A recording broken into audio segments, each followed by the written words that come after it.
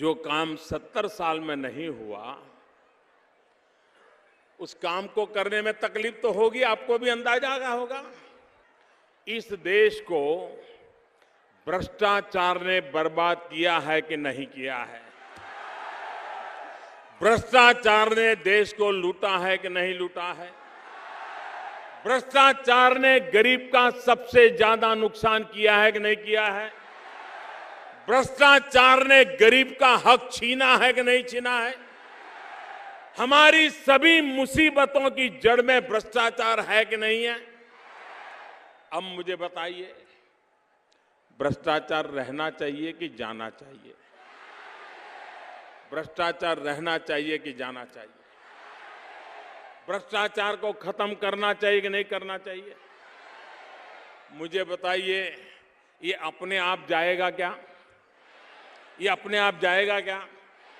ये भ्रष्टाचार ये कहेगा अब मोदी जी आप आए हो, मुझे डर लगता है, मैं जाता हूं, जाएगा क्या? नहीं जाएगा क्या? उसको डंडा लेके निकालना पड़ेगा कि नहीं निकालना पड़ेगा? कानून का उपयोग करना पड़ेगा कि नहीं करना पड़ेगा? बेईमान लोगों को ठीक करना पड़ेगा कि नहीं करना पड़ेगा? भ्रष्टाचारियों को ठिकाने लगाना पड़ेगा नहीं लगाना पड़ेगा? ये काम करना चाहिए कि नहीं करना चाहिए? करना चाहिए कि नहीं करना चाहिए? अगर कोई करता है तो गुनहगार है क्या? नहीं, कोई भ्रष्टाचार के खिलाफ लड़ाई लड़ता है तो गुनहगार है क्या? कोई भ्रष्टाचार के खिलाफ लड़ता है तो गुनहगार है क्या? भाइयों बहनों, मैं हैरान हूं, आजकल मेरे ही देश में कुछ लोग मुझे गुनहगार कह रहे हैं। मैं हैरान हूं भाइयों, क्या कारण है? क्या मेरा यही गुनाह है कि भ्रष्टाचारियों के दिन बुरे होते जा रहे हैं? क्या यही गुनाह है मेरा कि गरीबों को हक दिलाने के लिए काम कर रहा हूं? क्या यही है मेरा गुनाह कि गरीबों का हक छीनने वालों को अब हिसाब देना पड़ रहा है? भाइयों बहनों, जब कभी खबरें सुनते थे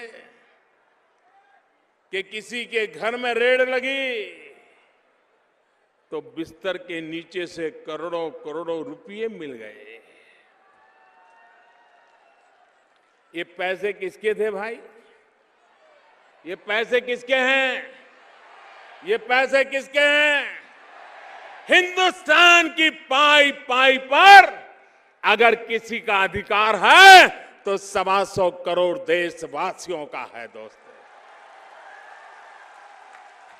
मैं लड़ाई लड़ रहा हूं आपके लिए। भाइयों बहनों, ज्यादा से ज्यादा ये मेरा क्या कर लेंगे भाई? नहीं बताइए क्या कर लेंगे? अरे हम तो फकीर आदमी हैं, झोला लेके चल पड़ेंगे जी।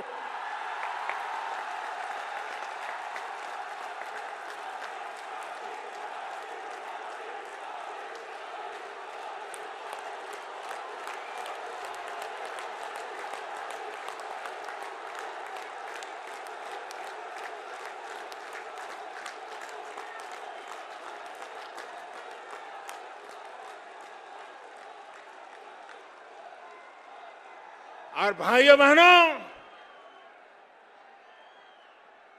ये फकीरी है जिसने मुझे गरीबों के लिए लड़ने की ताकत दी है। भाइयों,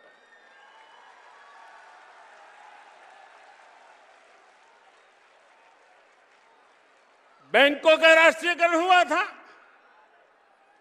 गरीबों के नाम पे हुआ था, लेकिन इस देश के आधे से अधिक लोग थे जिन गरीबों को कभी बैंक के दरवाजे तक जाने का मौका नहीं मिला था। जब मैंने कहा मैं सबसे पहले गरीबों का बैंक में खाता खुलवाऊंगा, मैं सबसे पहले गरीबों के लिए बैंक में खाता खुलवाऊंगा, तो लोग मेरी मजाक उड़ा रहे थे। भाइयों बहनों, खाता खुलवाया कि नहीं खुलवाया? खुलवाया कि नहीं खुलवाया? ये बड़े बड़े लोग अपने पॉकेट में प्लास्टिक करेंसी रखते, कार्ड रखते, कार्ड। कुछ लोगों के जेब में तो 5-5, 10-10 कार्ड होते हैं। मैंने कहा ठीक है, तुम बड़े बड़े बाबू अपने कहे, मैं भी गरीबों को दूंगा। 20 करोड़ गरीबों को रुपए कार्ड दे दिया, 20 करोड़ गरीबों को दे दिया। भाइयों बहनों, अगर इस देश के गरीब को ताकत दी जाए तो गरीबी कल खत्म हो जाएगी। ये ताकत मेरे गरीबों में है। गरीब मांगने वाला नहीं होता है, गरीब देने वाला होता है।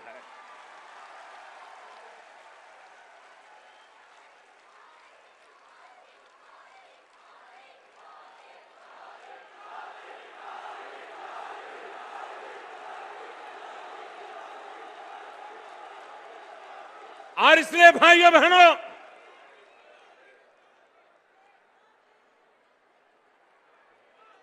इन्होंने क्या किया? नोटे छापते रहो, छापते रहो, नोटे छापते रहो। इतनी नोटें छपती थी, आपके घर में कोई बंडल आया था क्या भाई?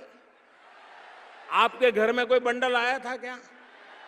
तो ये बंडल के बंडल कहां जाते थे?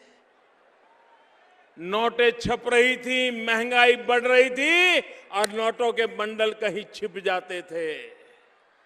मैं भी पीछे लगाऊं, निकालो।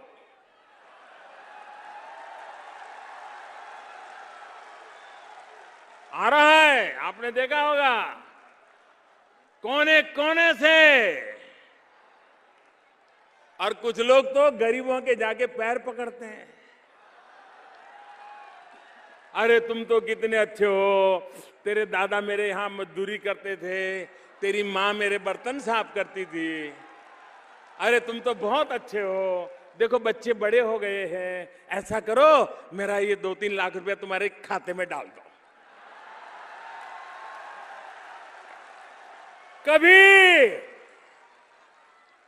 कभी किसी अमीर को गरीब के पैर पकड़ते देखा था?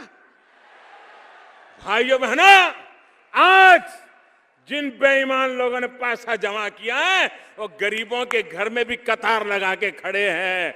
बैंक में कतार लगाने की उनकी ताकत नहीं है। बैंक के बाहर तो वो कतार लगाता है जिसमें ईमानदारी का माजा होता है।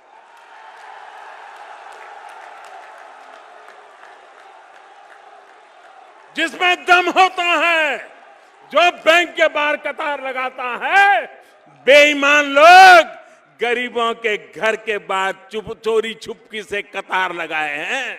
उनको कह रहे, ये जनधन अकाउंट मैंने खोला था तब गरीबों को भी पता नहीं था कि कैसे काम आएगा।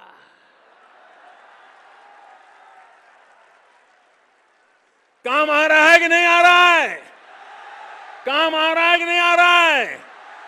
लेकिन एक बात कीजिए, मैं देश के सभी जनधन अकाउंट वाले गरीबों को कहना चाहता हूं, जिसने भी आपको पैसा दिया है, जिसका भी पैसा अपने बैंक में रखा है, वो उठाइए मत।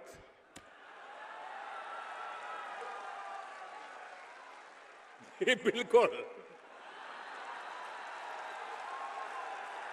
1 रुपया मत उठाइए उसमें से। देखिए वो आपके घर रोज चक्कर काटेगा, आपके पैर पकड़ेगा और आप उसको कुछ मत कहो, ए दादागिरी मत कर वरना मोदी को चिट्ठी लिखता हूं। ज्यादा दादागिरी करे तो पूछो, सबूत लाओ, तुमने पैसा दिया था सबूत लाओ। ये बराबर डिब्बे में आए, बेईमान लोग बराबर डिब्बे में फंसे हैं। लेकिन ये तब सफलता मिलेगी जिनके भी खाते में दूसरों ने पैसे डाल दिए हैं, वे पैसे वैसे के वैसे रहने दें। ये सारा ठीक ठाक होना चाहिए। मैंने 50 दिन मांगे हैं, मांगे कि नहीं मांगे भाइयों? 50 दिन तकलीफ पड़ेगी, मैंने कहा है कि नहीं कहा है? मुसीबत धीरे धीरे धीरे कम हो रही है, लेकिन वो थोड़ी धीरे धीरे कम हो रही है। लेकिन मैं देश के नागरिकों को सलाम करता हूं। भाइयों बहनों, ये कतार कतार की चर्चा करने वाले नेताओं से मैं पूछना चाहता हूं, भूल गए? अरे चीनी के लिए भी तो कतार में कभी खड़ा रहना पड़ता था, मिट्टी का तेल लाने के लिए कतार में खड़ा रहना पड़ता था, PL 480 गेहूं लेने के लिए कभी कतार में खड़ा रहना पड़ता था। आपने देश को कतार में 70 साल तक खड़ा किया है। उन कतारों को खत्म करने के लिए ये मैंने आखिरी कतार लगाई है भाइयों बहनों।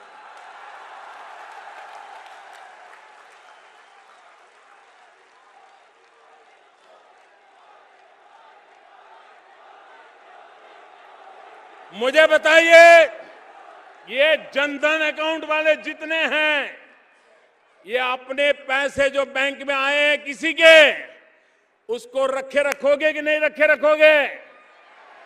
कोई कितना ही दबाव डालोगे, उठाओगे नहीं ना? अगर आपने रखे रखा तो मैं कोई रास्ता खोजूंगा। मैं दिमाग लगा रहा हूं, अभी मैं दिमाग खपा रहा हूं कि ये गरीब के खाते में जिन्होंने गैर कानूनी तरीके से डाला है वो जाए जेल में और गरीब के घर में जाए वो रुपया।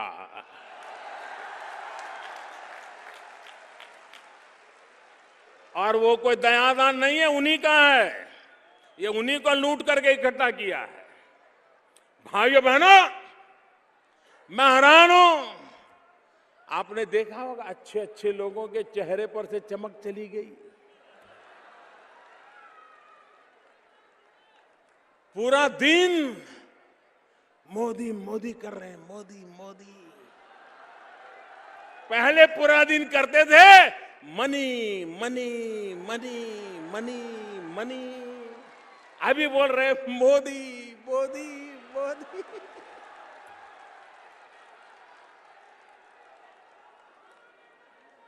भाइयों बहनों, मैं देशवासियों को फिर कहता हूं, आपको जो कष्ट हो रहा है और देश के लिए आप कष्ट झेल भी रहे हैं, लोग आपको आकर के भड़काने की कोशिश करते हैं। कल तो मैं देख रहा था किसी टीवी पे, लोग पहली तारीख थी तो कतार में खड़े थे परसों,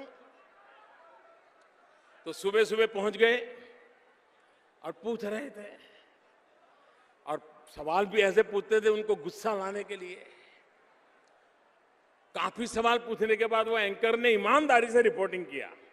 उसने कहा, मैं हैरान हूं, 2-2, 3-3 घंटे से लोग खड़े हैं, ठंड में सुबह से आए हैं, अभी तक बैंक वाला पैसा नहीं दे रहा है, फिर भी ये तो जवाब हंसते हंसते दे रहे हैं।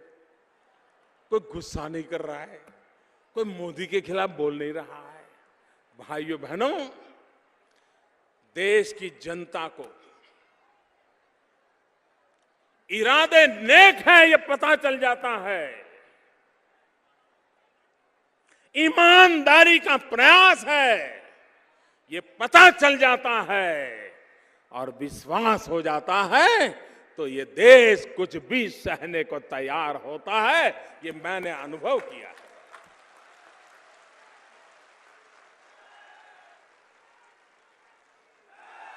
देश का सामान्य मानवी बेईमानी से तंग आ चुका है। क्या किसी ने सोचा था कि 125 करोड़ देशवासी ईमानदारी की लड़ाई खुद अपने कंधे पे उठा ले? आज 125 करोड़ देशवासियों ने कष्ट झेल करके ईमानदारी की इस लड़ाई को अपने कंधे पर उठा लिया है। इससे बड़ा देश का उज्जवल भविष्य नहीं हो सकता है भाई। देश का सामान्य मानवी बेईमानी नहीं चाहता, उसको मजबूरन मध्यम वर्ग का आदमी वो कभी नहीं चाहता है काले धोले का खेल। लेकिन बच्चे को स्कूल रखना हो, स्कूल वाला कहे फीस के लिए ऑफिशियल तो 500 रुपया, लेकिन अनऑफिशियल 75,000 रुपया, वो मध्यम वर्ग का व्यक्ति बेचारा कहां जाएगा। बच्चे की पढ़ाई के लिए सर झुका करके उसको कहीं से काले करके उनको देना पड़ता है, मजबूरन करना पड़ता है। भाइयों बहनों, देश में एक ऐसी हवा बन गई थी, सरकार वरकार कुछ होती ही नहीं है तो ठीक है, सरकार सरकार है। अरे ये नेता होते क्या है, उसकी जेब भर दो यार काम चल जाएगा। अब ये चलता नहीं है, वो पुराने रास्ते बंद हो गए हैं, इसलिए जरा परेशानी ज्यादा है। भाइयों बहनों, यह देश ईमानदारी का पक्षकार है, यह देश ईमानदारी चाहता है, यह देश भ्रष्टाचार से मुक्ति चाहता है। लेकिन वो असहाय हो गया था, आज उसको लग रहा है कि इस लड़ाई को जीतना है। और मैं देशवासियों को विश्वास दिलाता हूं कि आपने जो मेहनत की है, घंटों घंटों तक कतार में खड़े रहे हो, बिना खाए पिए खड़े रहो हो, ठंड में भी खड़े रहे हो, धूप में भी खड़े रहे हो, पैसे नहीं है ऐसा बोर्ड लग जाने के बाद भी आपने इसको सहन किया है। मैं मेरे देशवासियों आपकी इस तपस्या को बेकार नहीं जाने दूंगा। ईमानदारी के जितने रास्ते मुझे सूझेंगे, मैं देश को उस रास्ते पर ले जाने के लिए कोई कमी नहीं रहने दूंगा। ये मैं विश्वास दिलाना चाहता हूं।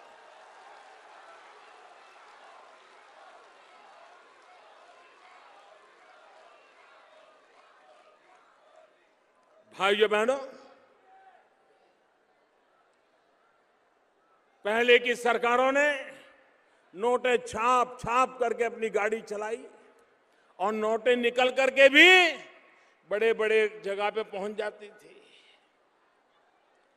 भाइयों बहनों, यहां ये हमारे सफेद शर्ट वाले सब बैठे हैं, ये सारे नौजवान मुरादाबाद और अलग बगल के इलाके में जा करके मोबाइल फोन से कैसे खर्च किया जा सकता है वो सिखा रहे हैं।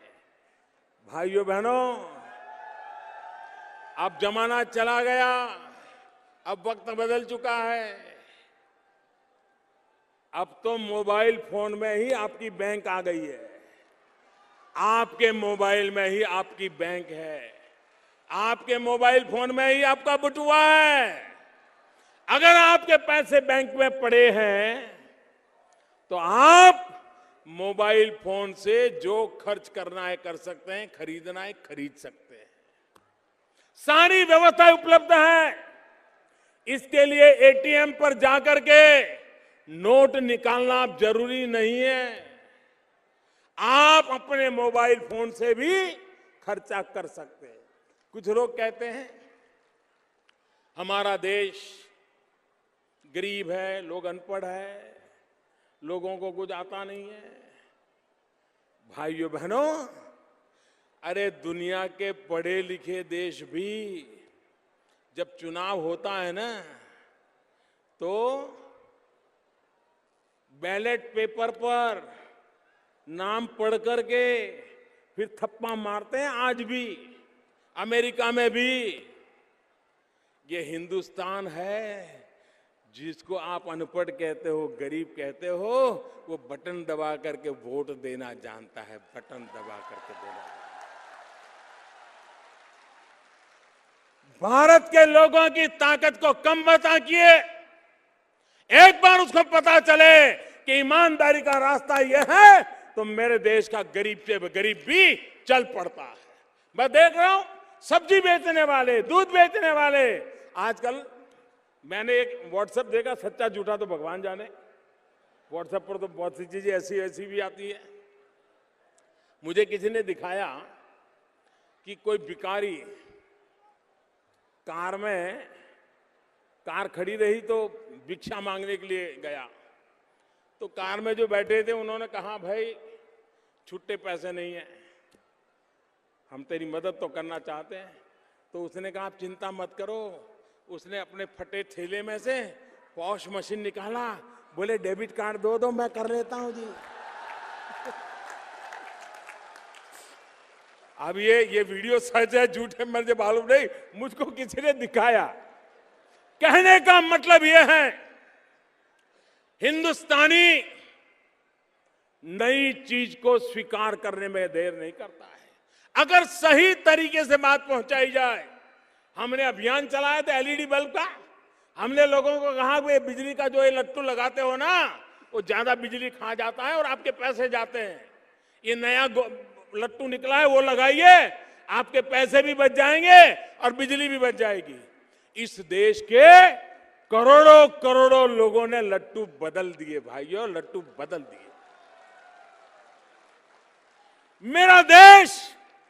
मेरा देश परिवर्तन को स्वीकार करने वाला देश है। मेरे देश का गरीब भी इसको स्वीकार करने वाला है। और भी एक आर्गुमेंट होता है, चलो मान लो नहीं है, लेकिन इस देश में 40 करोड़ स्मार्टफोन है, 40 करोड़। कम से कम 40 करोड़ लोग तो नोट के चक्कर से निकल जाए। मुझे बताइए ईमानदारी आएगी कि नहीं आएगी? अगर ये लेती देती बंद हो गई तो ईमानदारी आएगी कि नहीं आएगी? भाइयों बहनों, सिर्फ काला धन निकालना है इतना नहीं है, सिर्फ बेईमानों का पैसा निकालना इतना नहीं है, सिर्फ भ्रष्टाचारियों का पैसा निकालना इतना नहीं है। भविष्य में ये बीमारी खड़ी ना हो, इसके लिए भी बूथ बंद करना है, उसके लिए भी दरवाजे बंद करने हैं।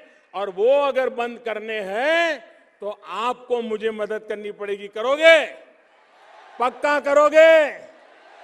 ये मोबाइल फोन से खरीद करोगे तो भी मोबाइल फोन से पैसे दोगे, सारा मोबाइल पे कारोबार सीख लोगे। आज अखबार में रोज एडवर्टाइजमेंट आती है, टीवी पे आती है। मुश्किल काम नहीं है, जितनी आसानी से व्हाट्सएप भेजते हो इतनी ही आसानी से पैसे देकर के माल खरीद सकते हो। भाइयों, अब वक्त बदल चुका है और मेरा देश 21वीं सदी में डिजिटल इंडिया बनने के लिए तैयार बैठा है।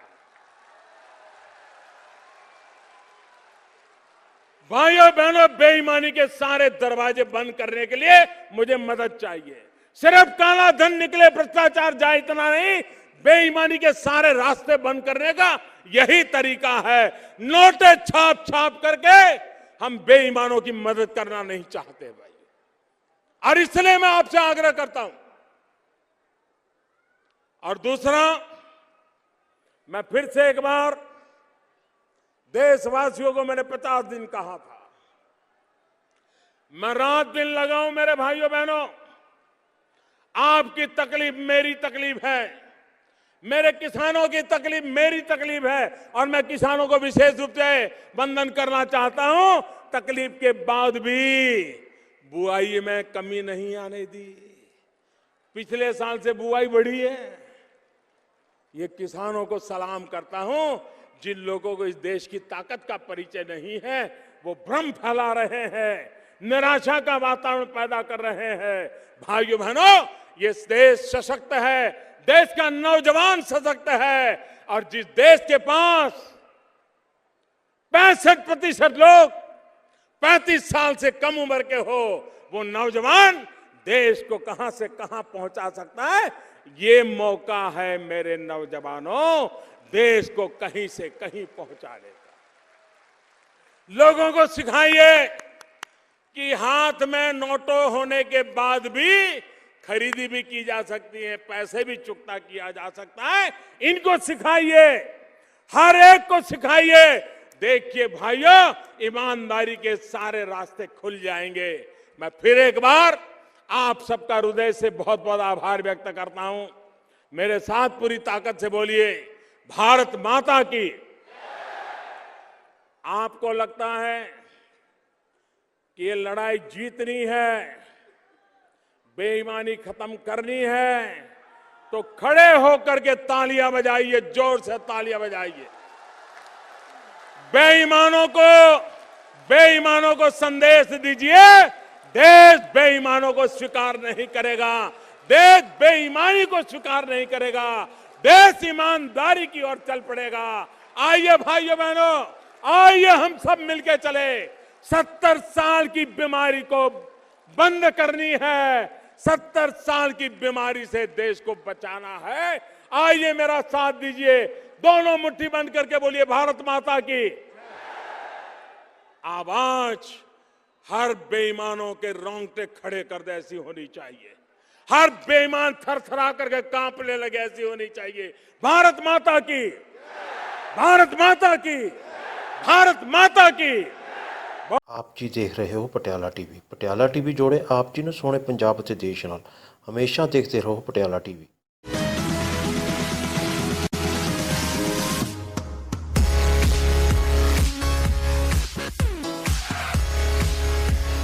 ਗੁਰੂ Nanak institute of medical technology Dubai global achiever award ਨਾਲ ਸਨਮਾਨਿਤ IPMT ਯੂਨੀਵਰਸਿਟੀ ਅਤੇ PTU ਤੋਂ ਮਾਨਤਾ ਪ੍ਰਾਪਤ 10ਵੀਂ ਅਤੇ +2 ਤੋਂ ਬਾਅਦ OT DMLT X ray ophthalmic assistant ECG physiotherapy ਡਿਪਲੋਮੇ ਇੱਥੇ computerised lab operation theatre X ray plant ECG machine eye testing ਅਤੇ ਚਸ਼ਮੇ ਬਣਾਉਣ ਦੀਆਂ ਮਸ਼ੀਨਾਂ ਵੀ ਮੌਜੂਦ ਹਨ। ਹੋਸਟਲ ਵਿੱਚ ਖਾਣੇ ਦਾ ਖਾਸ ਪ੍ਰਬੰਧ।